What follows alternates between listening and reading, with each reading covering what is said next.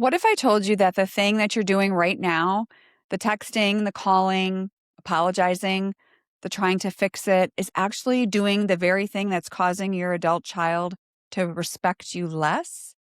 I know it sounds backwards because you love them and you're fighting for the relationship, but love and chasing are not the same thing.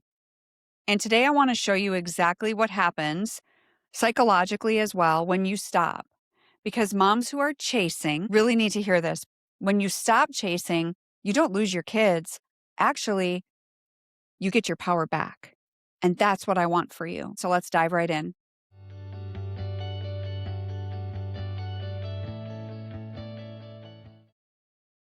Number one is chasing sends a message, and it's usually a message that you don't mean to send. Every time you chase, every unanswered text that maybe you follow up with another, and every apology that you're sending over and over, when you don't even know what you did wrong, for some of you, you're sending your adult child a message. And the message is that my need for your approval is greater than my own self-respect. Now, I know that is not what you mean necessarily, but that is what they receive. And here's the psychology behind it. We respect what we have to earn.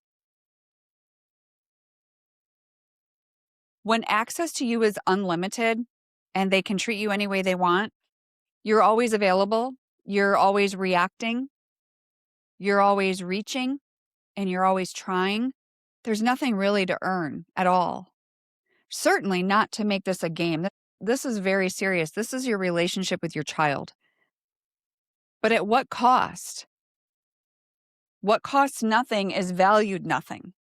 If you have no skin in the game whatsoever, you're just going to be taken advantage of. So chasing doesn't say, I love you. It says, I need you. And we become very needy as moms. And that shift from love to need changes the entire dynamic of the relationship. Number two is stopping the chase. Stopping the chase is not giving up. It's not giving up on your kids. Now, I do want to mention something right here because this is where moms will push back on me.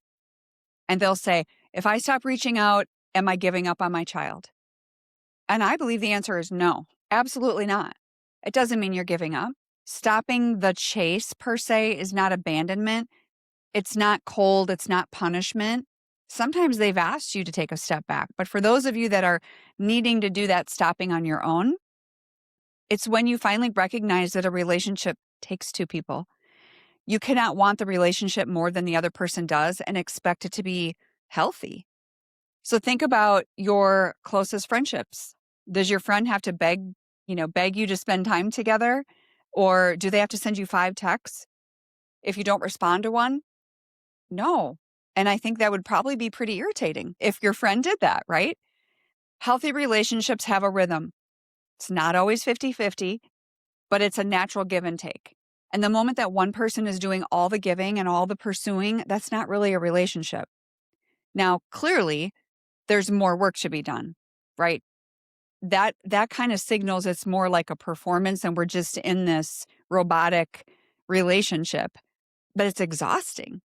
It's exhausting and you cannot want it more than they do. If this is hitting you right now and you're realizing how much you've been carrying, how much you've been chasing, maybe you're feeling so exhausted, seeing this video, we will just be diving into the Florida retreat here this weekend, but we have our next retreat in Utah on June 12 and 13, and my Rise retreat there this year, first time in Utah. We're very excited about that. It's a 1.5-day experience where you're surrounded with other moms who truly understand what you're going through, and you're going to leave with clarity, strength, and a completely different perspective on your role in the relationship. Be very honored to have you there. You can get information. Spots are limited for that. We are getting close. So if you're interested, you can grab the link below. Number 3, the psychological shift. What happens when you actually stop chasing? Here's the part that might surprise you. And trust me, I've experienced this myself. So I know what it feels like. It's not easy. But when you stop chasing, it really does shift, not just you, but in them. I believe they realize that maybe they've been taking us for granted, taking advantage at times.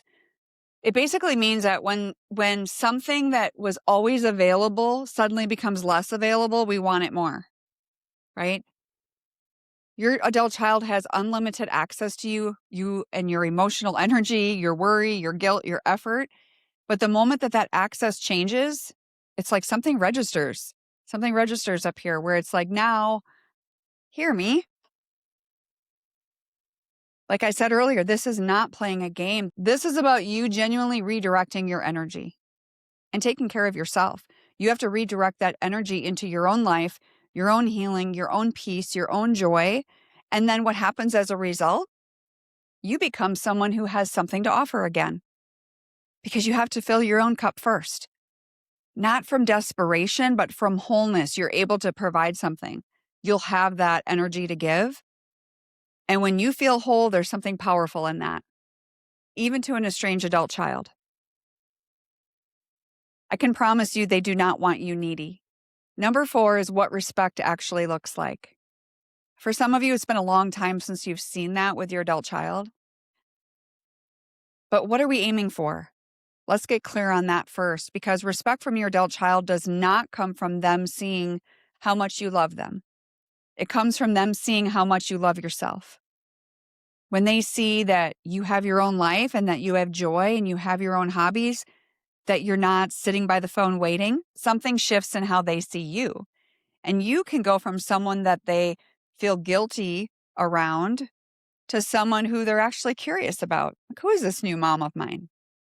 You go from having all this emotional weight to feeling stronger and warmer and kinder. And that's the version of you that they actually want to come back to. So some of us do need to take a look at that. But here's your first step.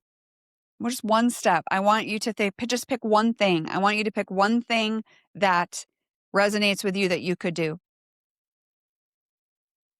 Maybe you're going to go for a walk solely for you. Maybe you're going to have lunch with a friend. Maybe you're going to sign up for a new class. Doing something that you've been putting off for yourself because you're so hyper-focused on your child. Again, you're not giving up, you're moving forward. Some people will say to me, Sally, I need to move on. I need to move on. And I know that's not what they mean. You don't need to move on, you need to move forward. There's a big difference there. So when you respect yourself first, watch what changes. So if you're tired of living like this, you're exhausted, you're anxious, you're constantly wondering what to say or what to do next, then I want to invite you to take the next step. You can book a heart-to-heart consultation, which is a guided call where I take a look at your situation and we can see if my coaching options are a good fit for you in your next step. So I look forward to seeing you at the retreat, and we'll see you soon. God bless.